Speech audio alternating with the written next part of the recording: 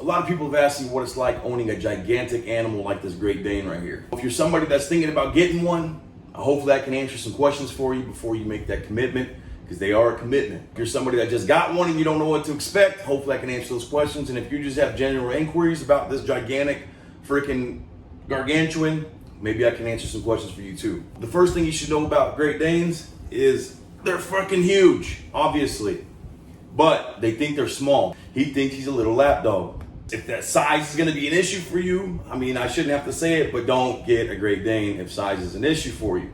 Now, living quarters. I don't live in a huge, gigantic house. I live in an apartment, but it's perfect because they're not as athletic as they look. He's a couch potato. He would rather be in bed or on the couch with me than being outside in the heat running around. Now, don't get me wrong. He loves our trips to the beach. He loves going hiking. He loves going really anywhere that I'm going. He wants to be there.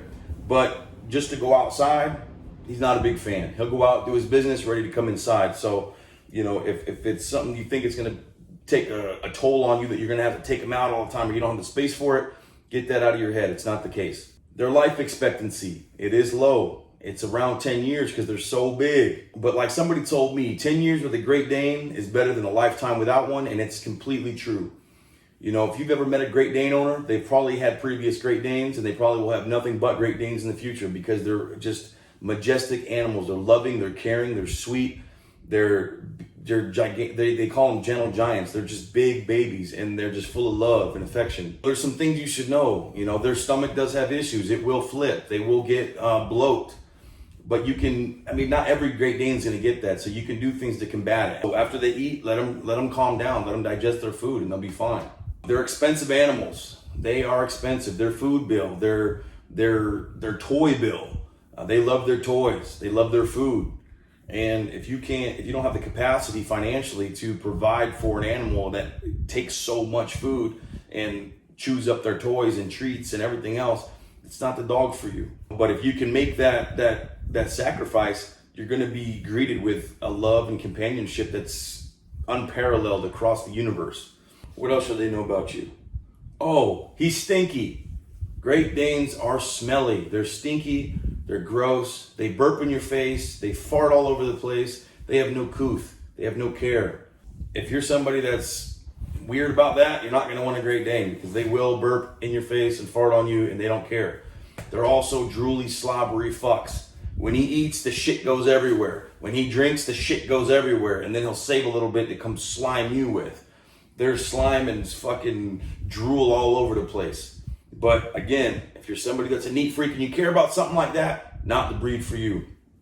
If you don't give a fuck and you're just looking for companionship and true love from a majestic creature like this fucking goddamn four-legged unicorn, then get one. I mean, I'm telling you, they're amazing. I'm just trying to give some of the bad things about them, which there really is fucking none. Their temperament. They are big babies.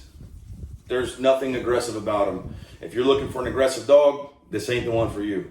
They are not aggressive. They will bark when somebody's at the front door, but then they'll just stand there and rather say what's up and try to play with them than bite them and think they're an intruder. So they're not aggressive. If you don't have the time for them, Great Danes are clingy. They need to be with you 24/7, 365. All they care about is being with you. That is their main focus in life. So if you're somebody that works a lot and you're just looking for a dog to come home to at night, this ain't the dog for you. Get a fucking Yorkie or something. Bless you. If you have the time for him, when I mean time, I mean I'm with him all day, every day, and it's still not enough. You know, these dogs need a lot of love and attention. They need companionship 24/7. So when you come home from work, they're going to want to play. They're going to want to show you their toys. They're going to want to be all up on you. And if you're somebody that can't handle that, don't get a Great Dane. It's not the dog for you. Get a cat or something. But if you're somebody that has the luxury of being able to be with them all the time, or maybe you have a stay-at-home spouse or a family that is home all the time, they're perfect dogs for you. Where you going, man? Later, dog. They're goofy. They are a goofy fucking breed. He is a goofball. He's the goofiest dog I've ever had. I'm not really sure how else to put it. He's a goofball. He's a sweet goofball. He's a loving goofball. He's my goofball. So that's that. Another thing you should probably know about him is that they get cold. He will steal my blankets. He likes being underneath the blankets at night. I live in Florida. It's hot. I keep my house around 69 degrees. And at night, he wants to be underneath the blankets. He wants to be in bed with me. So if you're going to have them crate trained or their own bed trained, get them their own blanket because they will get underneath it. I mean, he'll figure out ways to get other shit like my shirts over his head to go to sleep. It's strange, but it's him. Leash training. I've never had him on a leash. I've had him since he was 3 days old.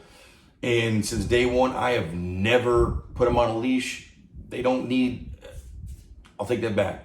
If you're with them all the time and they understand your personality and you two jive, you're not going to need a leash. When I walk out of sight, he follows me. I'll let him go do his thing and I know he's fine. He'll come right back to me. He's not the kind of dog that's just going to jolt and run away. He needs to be with me by my side 24/7. That's all there is to it. Hey, what else should we talk about? Oh, let's talk about their separation anxiety. They will get mad. And when they get mad, they destroy shit. And when I mean destroy shit, I mean literally destroy shit. He ate an entire fucking hole through my bed, ate my Wi-Fi wires, my open pill bottles somehow, and they were everywhere. They get pissed off and they throw a fucking fit.